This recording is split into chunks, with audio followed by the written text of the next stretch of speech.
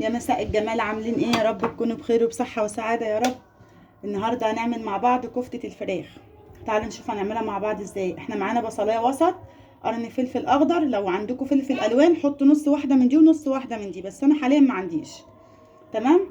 ومعانا نص كيلو صدور فراخ. حابين تحطوا وراك مخلية مع صدور الفراخ بتبقى طعمها تحفة جدا. حابين تحطوا حتة دهنة برضو معاها بتديها تست حلو او طعم حلو جدا. اول حاجة كده البصلايه مع الفلفل هنزل فيهم بالكبه.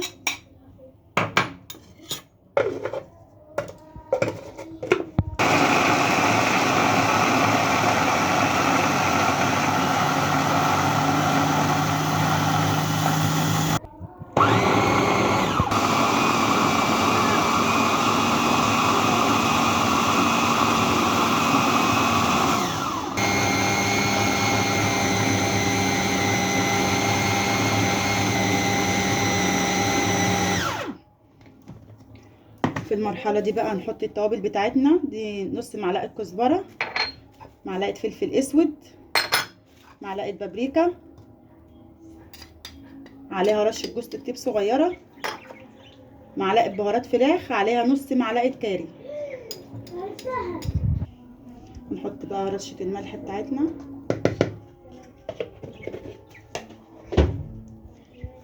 وطبعا ايه معلقتين بقسماط، ادي واحد ادي اتنين. نحط بقى كده ايه شويه بقدونس عفوا، نحطها في الاخر عشان ما تتطحنش مع الفراخ، يعني ايه بحب اخليها كده ايه في الاخر ما تتطحنش معاها، يعني يا دوبك بس تتقلب مع التوابل والملح وبس مش اكتر.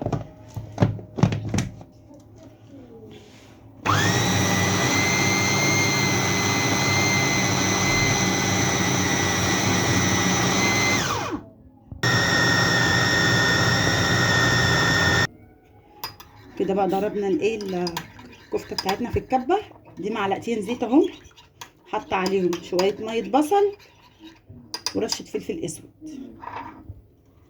تمام تمام. حطي بقى دينا كده في الزيت. طبعا لو انت عندك العصيان بتاع الخله دي حطي فيها، يعني اعملي بيها، بس انا طبعا المعلقه يعني متجيش قال اتصرف يعني.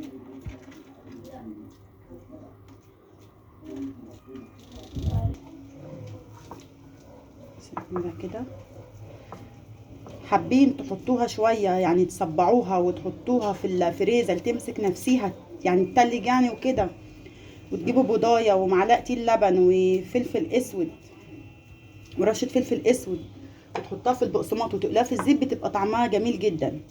حابين تحطها في صاج وتحطها في الفرن بتبقى طعمها تحفه برضو، بس انا النهارده انا صراحه بحب اشويها، بتبقى طعمها جميله جدا. جربوها في الشوي وحياه ربنا هتعجبكم، احلى من كفته اللحمه. يعني انا على طول صراحه يعني بعملها كده شوي، مش بحب احطها في الفرن ولا بحب اقليها في الزيت،